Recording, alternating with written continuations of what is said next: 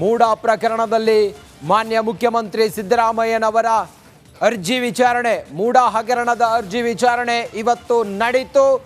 ಮೂಡ ಪ್ರಕರಣದಲ್ಲಿ ಮಾನ್ಯ ಮುಖ್ಯಮಂತ್ರಿ ಸಿದ್ದರಾಮಯ್ಯನವರಿಗೆ ಟೆನ್ಷನ್ ಮೇಲೆ ಟೆನ್ಷನ್ ಎದುರಾಗ್ತಾ ಇದೆ. ಸಿಎಂ ಸಿದ್ದರಾಮಯ್ಯಗೆ ಟೆನ್ಷನ್ ತಪ್ಪಲಿಲ್ಲ. ಜನಪ್ರತಿನಿಧಿಗಳ ವಿಶೇಷ ಕೋರ್ಟ್ನಲ್ಲಿಂದು ವಿಚಾರಣೆ ಮಾಡಿದ್ರು. ಟಿಜೆ ಅಬ್ರಾಹಂ ಅರ್ಜಿ ಸಂಬಂಧ ವಿಚಾರಣೆಯನ್ನ ಮುಂದೂಡಿಕೆ ಮಾಡಿದ್ರು. ವಾದ ಮಂಡನೆಗೆ ಕಾಲಾವಕಾಶ ಕೇಳಿದ್ದಕ್ಕೆ ವಿಚಾರಣೆಯನ್ನ ಮುಂದೂಡಿಕೆ ಮಾಡಲಾಯಿತು. ಮತ್ತೊಬ್ಬರು ಮಾನ್ಯ ಮುಖ್ಯಮಂತ್ರಿ ಸಿದ್ದರಾಮಯ್ಯ ಅವರ ಮೇಲೆ ರಾಜ್ಯಪಾಲರಿಗೆ ದೂರು ಕೊಟ್ಟ ಸ್ನೇಹಮಯಿ ಕೃಷ್ಣ ಅವರ ಅರ್ಜಿ ಆದೇಶಕ್ಕೆ 20ಕ್ಕೆ ಮುಂದೂಡಿಕೆ ಮಾಡಲಾಗಿದೆ. ಆಗಸ್ಟ್ 21ಕ್ಕೆ ಟಿಜೆ ಅಬ್ರಾಹಂ ವಿಚಾರಣೆ ಮುಂದೂಡಿಕೆ ಮಾಡಲಾಗಿದೆ. ಸಿದ್ದರಾಮಯ್ಯನವರಿಗಂತೂ ಟೆನ್ಷನ್ ತಪ್ಪಿದಂಗೆ ಕಾಣಿಸ್ತಾ ಇಲ್ಲ. ಟಿಜೆ ಅಬ್ರಾಹಂ ಅವರ ಅರ್ಜಿ ವಿಚಾರಣೆಯನ್ನು ಮುಂದೂಡಿಕೆ ಮಾಡಲಾಗಿದೆ. ಮತ್ತೊಬ್ಬರು ಸಿದ್ದರಾಮಯ್ಯನವರ ವಿರುದ್ಧ ದೂರು ಕೊಟ್ಟಿದ್ದಾರೆ ರಾಜ್ಯಪಾಲರಿಗೆ. ಸ್ನೇಹಮಯಿ ಕೃಷ್ಣ ಅವರ ಅರ್ಜಿ ಆದೇಶಕ್ಕೆ 20ಕ್ಕೆ ಮುಂದೂಡಿಕೆ ಮಾಡಲಾಗಿದೆ. ಅವರ ಅರ್ಜಿಯನ್ನು ಕೂಡ ಮುಂದೂಡಿಕೆ ಮಾಡಿದ್ದಾರೆ 20ನೇ ತಾರೀಕಿಗೆ. 21ನೇ ತಾರೀಕಿಗೆ ಟಿಜೆ ಅಬ್ರಾಹಂ ಅವರ ವಿಚಾರಣೆ ಮುಂದೂಡಿಕೆ ಆಗಿದೆ. ಒಟ್ಟಾರೆ ಸಿದ್ದರಾಮಯ್ಯನವರಿಗೆ ಒಂದಾದ ಮೇಲೆ ಒಂದು ಟೆನ್ಷನ್ ಈಗ ಎದುರಾಗ್ತಾನೆ ಇದೆ. ಇವತ್ತೇನಾದರೂ ಆಗುತ್ತೆ ಅಂತೇಳಿ ಅಂದ್ಕೊಂಡಿದ್ರು, ಆದರೆ ಅರ್ಜಿ ಮುಂದೂಡಿಕೆ ಆಗಿದೆ.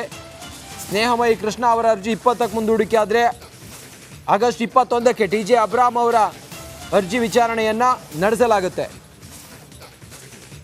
ಸದ್ಯಕ್ಕೆ ಸಿದ್ದರಾಮಯ್ಯನವರು ಒಂದು ಆತಂಕದಲ್ಲಿದ್ದರು ಏನಾಗ್ಬೋದು ಅಂಥೇಳಿ. ಆದರೆ ಇವತ್ತು ಜನಪ್ರತಿನಿಧಿಗಳ ವಿಶೇಷ ನ್ಯಾಯಾಲಯದಲ್ಲಿ ಅರ್ಜಿ ವಿಚಾರಣೆ ಮುಂದೂಡಿಕೆ ಮಾಡಲಾಗಿದೆ. ಹಾಗಾದರೆ ಸ್ನೇಹಮಯಿ ಕೃಷ್ಣ ಅವರ ವಾದ ಏನು? ಆರೋಪ ಮಾಡಿದ್ರಲ್ಲ, ಅವ್ರ ವಾದ ಏನು? ಒಂದೊಂದಾಗಿ ನೋಡ್ತಾ ಹೋಗೋಣ ಬನ್ನಿ. ಸ್ನೇಹಮಯಿ ಕೃಷ್ಣ ಸಲ್ಲಿಸಿದ್ದ ಖಾಸಗಿ ದೂರು ವಿಚಾರಣೆಯನ್ನು ಮಾಡಿದರು. ಆದರೆ ಅದನ್ನು 20ಕ್ಕೆ ಮುಂದೂಡಿಕೆ ಮಾಡಿದ್ದಾರೆ. ಇವತ್ತಿನ ಒಂದು ವಿಚಾರಣೆಯಲ್ಲಿ ಹಿಯರಿಂಗ್ನಲ್ಲಿ 21ಕ್ಕೆ ಟಿಜೆ ಅಬ್ರಾಹಂ, 20ಕ್ಕೆ ಸ್ನೇಹಮಯಿ ಕೃಷ್ಣ. ಜನಪ್ರತಿನಿಧಿಗಳ ವಿಶೇಷ ಕೋರ್ಟ್ನಲ್ಲಿಂದು ವಿಚಾರಣೆಯನ್ನು ಮಾಡಲಾಯಿತು. ಭ್ರಷ್ಟಾಚಾರ ತಡೆ ಕಾಯ್ದೆಯ ಅಡಿ ಸೆಕ್ಷನ್ 19ರ ಅಡಿ ದೂರು ಸಲ್ಲಿಕೆ ಮಾಡಲಾಗಿದೆ.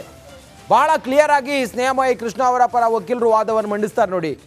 ಭ್ರಷ್ಟಾಚಾರ ತಡೆ ಕಾಯ್ದೆಯಡಿ ಸೆಕ್ಷನ್ 19ರ ಅಡಿಯಲ್ಲಿ ದೂರು ಸಲ್ಲಿಕೆ ಮಾಡಲಾಗಿದೆ. ಸೆಕ್ಷನ್ 17ರ ಅಡಿ ಖಾಸಗಿ ದೂರು ಸಲ್ಲಿಸಿದ್ರೆ ಪೂರ್ವ ಅನುಮತಿ ಬೇಕು. ಸೆಕ್ಷನ್ 19ರ ಅಡಿ ದೂರು ಪರಿಜ್ಞಾನಕ್ಕೆ ಪಡೆಯಲು ಅನುಮತಿ ಬೇಕಿಲ್ಲ ಅನ್ನೋದು ವಾದವನ್ನು ಮಂಡಿಸ್ತಾರೆ ಸ್ನೇಹಮಯಿ ಕೃಷ್ಣ ಅವರ ಪರವಾದ ವಕೀಲರು. ಆದರೂ ಕೂಡ ದೂರುದಾರರು ಪ್ರಾಸಿಕ್ಯೂಷನ್ಗೆ ಅನುಮತಿಯನ್ನು ಕೋರಿದ್ದಾರೆ. ಹೀಗಾಗಿ ನ್ಯಾಯಾಲಯ ನಮ್ಮ ಖಾಸಗಿ ದೂರನ್ನು ಸ್ವೀಕರಿಸಬೇಕು ಅನ್ನೋದು ಸ್ನೇಹಮಯಿ ಕೃಷ್ಣ ಅವರ ಪರವಾದ ವಕೀಲರ ವಾದ ಆಗಿತ್ತು. ಮುಂದುವರೆದು ಅವರು ಮಾತಾಡ್ತಾರೆ. ದೂರುದಾರರ ಪರ ಹಿರಿಯ ವಕೀಲೆ ಲಕ್ಷ್ಮೀ ಅಯ್ಯಂಗರ್ ಅವರು ವಾದ ಮಾಡ್ತಾರೆ ನೋಡಿ. ದೂರುದಾರರ ಪರ ವಕೀಲೆ ಲಕ್ಷ್ಮೀ ಅಯ್ಯಂಗರ್ ಅವರು ವಾದವನ್ನು ಮಾಡ್ತಾರೆ. ಸ್ನೇಹಮಯಿ ಕೃಷ್ಣ ಅವರ ಪರವಾಗಿ ವಾದವನ್ನು ಮಂಡಿಸಿದ ವಕೀಲರು ಅವರು ಬಹಳ ಕ್ಲಿಯರ್ ಆಗಿ ಹೇಳ್ತಾರೆ. ಜನಪ್ರತಿನಿಧಿಗಳ ವಿಶೇಷ ಕೋರ್ಟ್ನಲ್ಲಿ ಏನು ವಿಚಾರಣೆ ಏನಿತ್ತು ಅವರು ವಾದ ಮಂಡಿಸ್ತಾ ಹೇಳ್ತಾರೆ. ಸೆಕ್ಷನ್ 17ರ ಅಡಿಯಲ್ಲಿ ಇದು ದೂರು ದಾಖಲಾಗಿದೆ. ಹಾಗೆ ಸೆಕ್ಷನ್ 19ರ ಅಡಿ ದೂರು ಪರಿಜ್ಞಾನಕ್ಕೆ ಪಡೆಯಲು ಅನುಮತಿ ಬೇಕಿಲ್ಲ ಅನ್ನೋದನ್ನು ಇಲ್ಲಿ ಭಾಳ ಕ್ಲಿಯರ್ ಆಗಿ ಅವರು ನ್ಯಾಯಾಲಯಕ್ಕೆ ಅಥವಾ ನ್ಯಾಯಾಧೀಶರಿಗೆ ಮನವರಿಕೆ ಮಾಡೋ ಪ್ರಯತ್ನವನ್ನು ಮಾಡ್ತಾರೆ. ಇದರ ವಾದ ಪ್ರತಿವಾದ ಆಲಿಸಿದ ವಕೀಲರು ಇವರ ವಿಚಾರಣೆಯನ್ನು ಅಥವಾ ಇದನ್ನು ಮುಂದೂಡಿಕೆ ಮಾಡಿದ್ದಾರೆ 20ನೇ ತಾರೀಕಿಗೆ. ಇನ್ನು ಮತ್ತೊಬ್ಬ ದೂರುದಾರರು ಟಿಜೆ ಅಬ್ರಾಹಂ ಅವರ ವಾದ ಏನು ಅನ್ನೋದನ್ನು ನಾವೀಗ ಡೀಟೇಲ್ ಆಗಿ ನೋಡ್ತಾ ಹೋಗೋಣ ಬನ್ನಿ. ಟಿಜೆ ಅಬ್ರಾಹಂ ಸಲ್ಲಿಸಿದ ಅರ್ಜಿ ವಿಚಾರಣೆಯನ್ನು ಕೋರ್ಟ್ ಇವತ್ತು ಮಾಡ್ತು. ಖುದ್ದು ಟಿಜೆ ಅಬ್ರಾಹಂರಿಂದಲೇ ಕೋರ್ಟ್ನಲ್ಲಿ ವಾದ ಮಂಡನೆಯನ್ನು ಮಾಡಲಾಯಿತು. ಟಿಜೆ ಅಬ್ರಾಹಂ ಅವರೇ ಸ್ವತಃ ತಾವೇ ಕೋರ್ಟ್ನಲ್ಲಿ ವಾದವನ್ನು ಮಂಡಿಸಿದರು. ತಮ್ಮ ಆರೋಪ ಏನು, ವಾದ ಏನು ಅನ್ನೋದನ್ನು 2010ರಲ್ಲಿ ಒಂದು ಕಾನೂನು ಬಾಹಿರ ಗಿಫ್ಟ್ ಡೀಡ್ ಅಂಥೇಳಿ ವಾದವನ್ನು ಮಾಡ್ತಾರೆ. ಟಿಜೆ ಅಬ್ರಾಹಂ ಅವರೇ ಸ್ವತಃ ವಾದ ಮಾಡ್ತಾರೆ. 2013 ಸಿಎಂ ಚುನಾವಣಾ ಅಫಿಡವಿಟ್ ಗಿಫ್ಟ್ ಡೀಡ್ ಉಲ್ಲೇಖಿಸಿಲ್ಲ ನೋಡಿ. 2013ರಲ್ಲಿ ಮಾನ್ಯ ಮುಖ್ಯಮಂತ್ರಿಗಳು ಚುನಾವಣಾ ಅಫಿಡವಿಟನ್ನು ಏನು ಸಲ್ಲಿಸ್ತಾರಲ್ಲ, ಆಗ ಇದನ್ನು ಉಲ್ಲೇಖ ಮಾಡಿಲ್ಲ ಅನ್ನೋದನ್ನೇ ಹೇಳ್ತಾರೆ.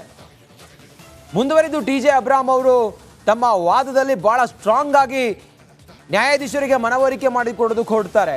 2014ರಲ್ಲಿ ಸಿದ್ದರಾಮಯ್ಯ ಕರ್ನಾಟಕದ ಮುಖ್ಯಮಂತ್ರಿ ಆಗಿದ್ರು. 2014ರಲ್ಲಿ ಸಿಎಂ ಆಗ್ತಾರೆ, ಕರ್ನಾಟಕದ ಸಿಎಂ ಆಗ್ತಾರೆ ಅವರು. ಜಮೀನಿಗೆ ಬದಲಾಗಿ ಪರಿಹಾರ ಬೇಕೆಂದು ಸಿಎಂ ಪತ್ನಿ ಮೂಡಾಗೆ ಅರ್ಜಿಯನ್ನು ಹಾಕಿದ್ರು.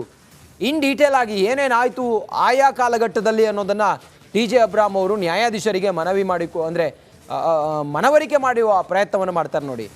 60:40 ಇದ್ದ ರೇಷಿಯೋ 50:50 ಆಗಿ ಬದಲಾವಣೆ ಮಾಡಿದ ಸರ್ಕಾರ ಹೆಂಗಿತ್ತು ನೋಡಿ ಮೊದಲು, ಅದನ್ನು ಸರ್ಕಾರ ಏನು ಮಾಡ್ತು, ಏನು ಮಾರ್ಪಾಡು ಮಾಡ್ತು ಅನ್ನೋದನ್ನು ಕೂಡ ಬಹಳ ಕ್ಲಿಯರ್ ಆಗಿ ಹೇಳ್ತಾರೆ ನೋಡಿ.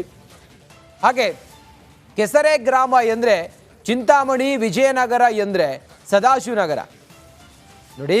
ಕೆಸರೆ ಗ್ರಾಮ ಎಂದರೆ ಚಿಂತಾಮಣಿ, ವಿಜಯನಗರ ಅಂದರೆ ಸದಾಶಿವನಗರ ಅಂಥೇಳಿ ಎಲ್ಲ ಹೇಳ್ತಾರೆ. ಅಂದರೆ ಅವರು ವಾದದಲ್ಲಿ ಬಹಳ ಕ್ಲಿಯರ್ ಆಗಿತ್ತು. ಏನೇನಾಯಿತು ಇದರಲ್ಲಿ, TJ ಅಬ್ರಾಮ್ ಅವರು ವಾದವನ್ನು ಮಂಡಿಸ್ತಿರ್ಬೇಕಾದ್ರೆ ನ್ಯಾಯಾಧೀಶರಿಗೆ ಪ್ರತಿಯೊಂದನ್ನು ಕೂಡ ಮನವರಿಕೆ ಮಾಡಿಕೊಡೋ ಪ್ರಯತ್ನವನ್ನು ಮಾಡ್ತಾರೆ.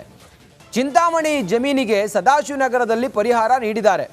ಚಿಂತಾಮಣಿಯ ಜಮೀನಿಗೆ ಸದಾಶಿವನಗರದಲ್ಲಿ ಪರಿಹಾರ ನೀಡಿದ್ದಾರೆ. ಸದಾಶಿವನಗರ ಅಂತ ಹೇಳಿದರೆ ಅಲ್ಲಿ ಚಿನ್ನದಂಥ ಬೆಲೆ ಇದೆ, ಹೀಗಾಗಿ ಎಲ್ಲಿ ಪರಿಹಾರ ನೀಡಿದ್ದಾರೆ ಅನ್ನೋದೆಲ್ಲವನ್ನು ಕೂಡ ಎಳೆಯಾಗಿ ನ್ಯಾಯಾಧೀಶರಿಗೆ ಮನವರಿಕೆ ಮಾಡಿಕೊಡುವಂಥ ಪ್ರಯತ್ನವನ್ನು ಮಾಡ್ತಾರೆ. ಸದ್ಯಕ್ಕೆ ಸಿದ್ದರಾಮಯ್ಯ ಪತ್ನಿಗೆ ಮೂಡ ವಿಜಯನಗರದಲ್ಲಿ 14 ಸೈಟ್ ನೀಡಿದೆ ಅನ್ನೋದನ್ನು ಕೂಡ ನ್ಯಾಯಾಧೀಶರಿಗೆ ಮನವರಿಕೆಯನ್ನು ಮಾಡ್ತಾರೆ. TJ ಅಬ್ರಾಮ್ ಅವರೇ ವಾದವನ್ನು ಮಾಡಿಸ್ತಾರೆ. ಅವರ ವಾದವನ್ನು ಮುಂದೂಡಿಕೆ ಮಾಡ್ತಾರೆ. TJ ಅಬ್ರಾಮ್ ವಿಚಾರಣೆಯನ್ನು ಆಗಸ್ಟ್ 21ಕ್ಕೆ ಮುಂದೂಡಿಕೆಯನ್ನು ಮಾಡಿ ನ್ಯಾಯಾಧೀಶರು ಆದೇಶವನ್ನು ಹೊರಡಿಸ್ತಾರೆ. ಇನ್ನು ಈ ಕುರಿತಾಗಿ ಮತ್ತಷ್ಟು ಮಾಹಿತಿಯೊಂದಿಗೆ ನಮ್ಮ ಪ್ರತಿನಿಧಿ ನಾಗರಾಜ್ ಈಗ ನೇರ ಸಂಪರ್ಕದಲ್ಲಿ ಜಾಯ್ನ್ ಆಗಿದ್ದಾರೆ. ನಾಗರಾಜ್, ಬಹಳ ಸ್ವಾರಸ್ಯಕರವಾದಂತಹ ವಾದ ಪ್ರತಿವಾದ ಇವತ್ತು ನಡೀತು. ಸದ್ಯ ಏನಾಯಿತು ಫೈನಲಿ, ನ್ಯಾಯಾಧೀಶರು ಏನಂದ್ರು, ಏನಾಯಿತು ಇವತ್ತಿನ ವಾದ ಪ್ರತಿವಾದ? ರಂಜಿತ್, ಏನು ಮೂಡ ಹಗರಣಕ್ಕೆ ಸಂಬಂಧಿಸಿದಂತೆ ಇವತ್ತು 2 ಅರ್ಜಿಗಳ ವಿಚಾರಣೆಯನ್ನು ಜನಪ್ರತಿನಿಧಿಗಳ ವಿಶೇಷ ನ್ಯಾಯಾಲಯ ನಡೆಸಿದ್ದು. ಇದರಲ್ಲಿ ಪ್ರಮುಖವಾಗಿ ಮೊದಲಿಗೆ ಏನು ಸ್ನೇಹಮಯಿ ಕೃಷ್ಣ ಸಲ್ಲಿಸಿದ್ದ ಅರ್ಜಿಗೆ ಸಂಬಂಧಿಸಿದಂತೆ ಅವರ ವಾದವನ್ನು ಆಲಿಸಿದ್ರು. ಏನು ಇವತ್ತಿಗೆ ಆದೇಶವನ್ನು ನೀಡೋದಾಗಿ ಹೇಳಿದ್ದಂಥ ನ್ಯಾಯಾಧೀಶರು ಇವತ್ತು ಕೆಲ ಕಾಲ ಅವರ ವಾದವನ್ನು ಆಲಿಸಿದ ನಂತರ ಒಂದಷ್ಟು ವಿಚಾರಗಳನ್ನು ಅವರ ಸ್ನೇಹಮಯಿ ಕೃಷ್ಣ ಪರ ವಕೀಲರಿಗೆ ಕೇಳಿದ್ದು. ಯಾಕೆ ಈ ಒಂದು ಪ್ರಕರಣದಲ್ಲಿ ನನ್ನ ಮುಂದೆ 3 ಆಯ್ಕೆಗಳಿದ್ದಾವೆ, ಅದರಲ್ಲಿ ಪ್ರಮುಖವಾಗಿ ಒಂದು, ನಾನೇನಾದರೂ ಈ ಒಂದು ಅರ್ಜಿಯನ್ನು ತಿರಸ್ಕರಿಸಿದ್ದೆ ಆದರೆ ಯಾವುದೇ ಅವಶ್ಯಕತೆ ಇರಲ್ಲ, ಅರ್ಜಿ ತಿರಸ್ಕೃತ ಆಗುತ್ತೆ. ಆದರೆ ಎರಡನೇದಾಗಿ ನಾನು ಇದನ್ನು ಕಾಗ್ನಿಸೆನ್ಸ್ ತಗೊಂಡಿದ್ದೆ ಆದರೆ ಇದಕ್ಕೆ ರಾಜ್ಯಪಾಲರ ಒಂದು ಪೂರ್ವಾನುಮತಿ ಬೇಕಾಗುತ್ತೆ. ಅಲ್ಲದೆ ಇದರಲ್ಲಿ ಪೊಲೀಸರಿಗೆ ನಾನು ತನಿಖೆಗೆ ಸೂಚಿಸಬೇಕಂದ್ರೂ ಇದರಲ್ಲಿ ರಾಜ್ಯಪಾಲರ ಪೂರ್ವಾನುಮತಿ ಬೇಕಾಗುತ್ತೆ ಅಂತೇಳಿ ಅವರಿಗೆ ಪ್ರಶ್ನೆಯನ್ನು ಮಾಡ್ತಾರೆ. ಈ ವೇಳೆಯಲ್ಲಿ ಸ್ನೇಹಮಯಿ ಕೃಷ್ಣ ಅವರ ಒಂದು ವಕೀಲರು ಒಂದಷ್ಟು ವಿಚಾರಗಳನ್ನು ನ್ಯಾಯಾಲಯದ ಗಮನಕ್ಕೆ ತರುವ ಪ್ರಯತ್ನವನ್ನು ಮಾಡ್ತಾರೆ. ಇದರಲ್ಲಿ ನಾವು ಕೇಳ್ತಾ ಇರ್ತಕ್ಕಂಥದ್ದು ಭ್ರಷ್ಟಾಚಾರ ನಿಯಂತ್ರಣ ಕಾಯ್ದೆಯ ಸೆಕ್ಷನ್ 17ಕ್ಕೆ ಸಂಬಂಧಿಸಿದಂತೆ ನಾವು ಅನುಮತಿಯನ್ನು ಕೇಳ್ತಾ ಇದ್ವಿ. ಈ ಸಂದರ್ಭದಲ್ಲಿ ಪೂರ್ವಾನುಮತಿಯ ಅವಶ್ಯಕತೆ ಇಲ್ಲ ಅನ್ನೋ ಒಂದು ವಾದವನ್ನು ಮುಂದಿಡ್ತಾರೆ. ಅಲ್ಲದೆ ಹೈಕೋರ್ಟ್ನ ಆದೇಶ ಏನಿದೆ ಅದು ಅನ್ವಯ ಆಗುವಂಥದ್ದು ಭ್ರಷ್ಟಾಚಾರ ನಿಯಂತ್ರಣ ಕಾಯ್ದೆಯ ಸೆಕ್ಷನ್ 19ಕ್ಕಷ್ಟೇ ಅನ್ವಯ ಆಗುತ್ತೆ ಅನ್ನೋ ಒಂದು ಮಾತನ್ನು ಹೇಳುವಂಥದ್ದು. ಇದರ ಆದೇಶವನ್ನು ಆಗಸ್ಟ್ 20ಕ್ಕೆ ಕಾಯ್ದಿರಿಸಿರ್ತಕ್ಕಂಥದ್ದು. ಇನ್ನೊಂದು ಕಡೆ ಇನ್ನೊಂದು ಅರ್ಜಿ ವಿಚಾರಣೆ, TJ ಅಬ್ರಾಮ್ ಸಲ್ಲಿಸಿದಂಥ ಅರ್ಜಿಯನ್ನು ಪರಿಗಣನೆ ಮಾಡಬೇಕಾ ಇಲ್ಲ ಅನ್ನೋ ಸಂಬಂಧ ಖುದ್ದು TJ ಅಬ್ರಾಮ್ ಇವತ್ತು ನ್ಯಾಯಾಧೀಶರ ಎದುರು ವಾದವನ್ನು ಮಂಡಿಸುವಂಥದ್ದು. ಈ ವೇಳೆಯಲ್ಲಿ ಸಾಕಷ್ಟು ವಿಚಾರಗಳನ್ನ TJ ಅಬ್ರಾಮ್ ನ್ಯಾಯಾಲಯದ ಗಮನಕ್ಕೆ ತಂದು ಇನ್ನಷ್ಟು ವಾದ ಮಾಡಲಿಕ್ಕೆ ಕಾಲಾವಕಾಶ ಬೇಕು. Thank you.